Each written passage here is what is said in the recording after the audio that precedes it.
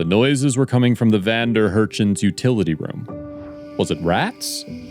Intrigued, Adam Vander Herchen went to investigate, but what he saw was certainly no rodent.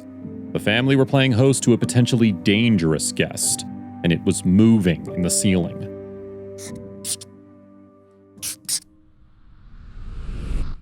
Bob Vander Herchen lives in Englewood, Florida with his wife Linda. However, it was actually their son Adam who first became aware of the mysterious presence in their home. And although Bob's work puts him in potentially perilous situations, this was not something that he was prepared to deal with himself. In fact, Bob is in the removal business, but he handles an entirely different type of unwanted guest. To be more specific, he's the owner of Bob Vander Herchen Bee Removal and Rescue Company. He's not an exterminator, though. Not only does the business remove honeybees from people's properties, but it also then relocates them to another locale. The company's Facebook page explains that they specialize in structural removal, and they do their best to avoid harming the bees in the process. Bob does his part to educate future generations about the importance of bees, too.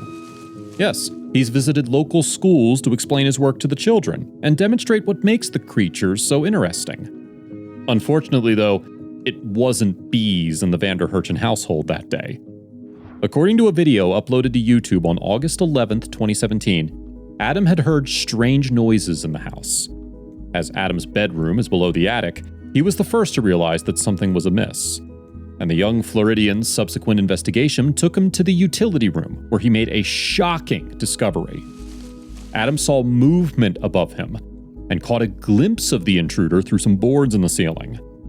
And after he told his mother about what he had witnessed, she posted a disconcerting Facebook update. Linda's message read, "Home alone? Maybe, maybe not."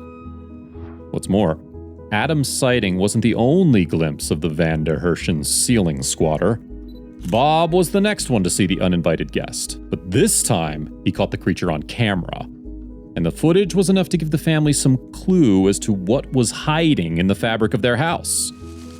As a result of what the Vander Herchen family had seen lurking in the rafters, they decided to call Animal Control.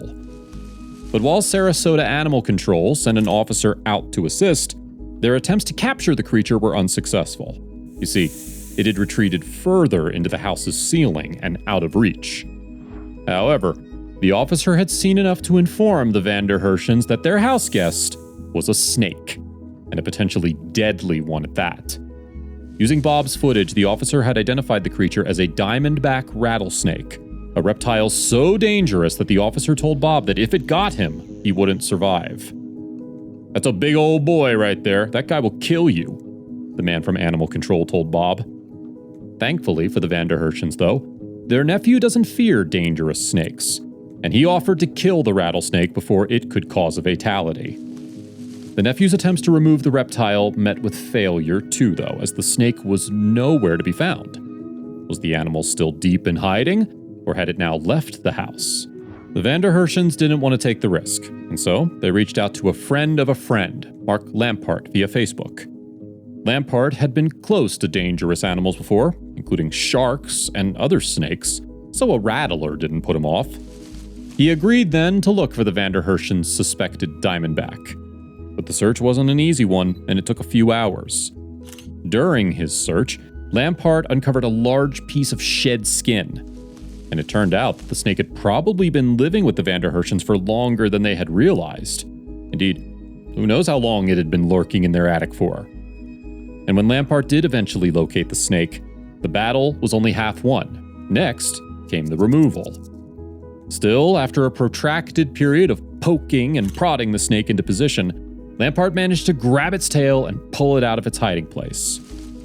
It turned out, furthermore, that the snake had initially been wrongly identified.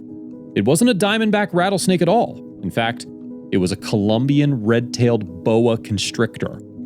And while boas can still be dangerous, this particular snake wasn't venomous. Boas often strike at prey with their fangs first, but their main weapon is their powerful muscles. They wrap their bodies around unfortunate victims and squeeze them tightly.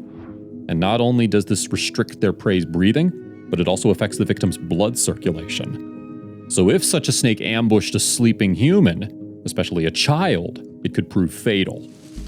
Thankfully, however, Lampart managed to successfully remove the snake from the premises. And afterwards, the catcher showed the Vanderherschens the creature with which they had been sharing their house. From the video, we can see that the boa is a sizable animal, and Bob was evidently pleased that Lampart had removed the snake as he thanked the catcher profusely. "I'm glad we could get him," the snake catcher replied. "It was very difficult."